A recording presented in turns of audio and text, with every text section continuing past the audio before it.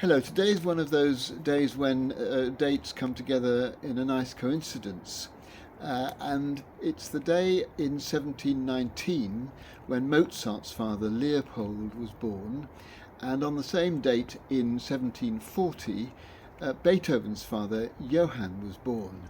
And so I thought I'd look and see how these two fathers treated their prodigies of sons. Mozart, as is best known, was a very strong promoter of his son's skillfulness, took him round Europe, playing the piano mostly, but also eventually, of course, playing some of his compositions. And he certainly started composing at a very young age. He had a natural gift for it. And when Leopold discovered this, he encouraged it, promoted it, eventually gave up his own composing and performing career in order to dedicate it to promoting his son's work, and indeed his daughter, who was prodigious too, but not quite so much as Amadeus. On the other hand, Beethoven's father was an alcoholic, and he was very soon picked up the idea that his son had musical skills, and indeed Beethoven was very good at writing and performing quite early on. But his father wanted to take advantage of this. He thought, probably wrongly, that Leopold Mozart was making quite a mint out of his promotion of his son Amadeus.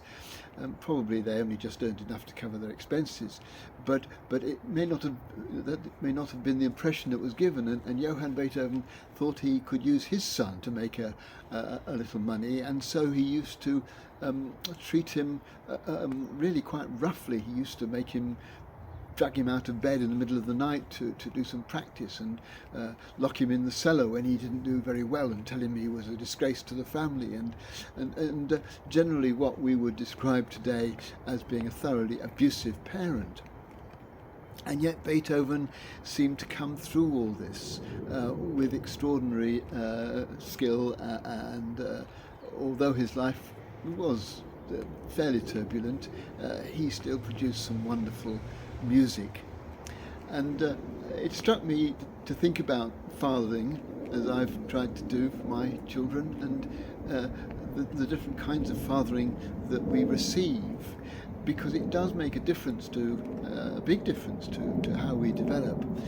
But it's extraordinary how, whatever kind of fathering we receive, we seem to be able to make our way through it and take from it what's good, and if there's bad in it, leave that behind.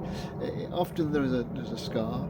Often we're left with things that we have to deal with in our emotional and mental lives. But we do come through.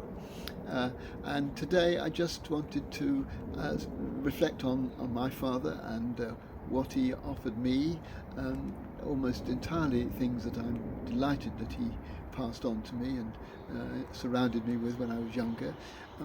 But that won't be the case for everybody, and today if I suggest that we think about our fathers, it may be painful for some. But I think it's interesting to just reflect for a moment or two, perhaps, on what influence they had on us and how we have dealt with it.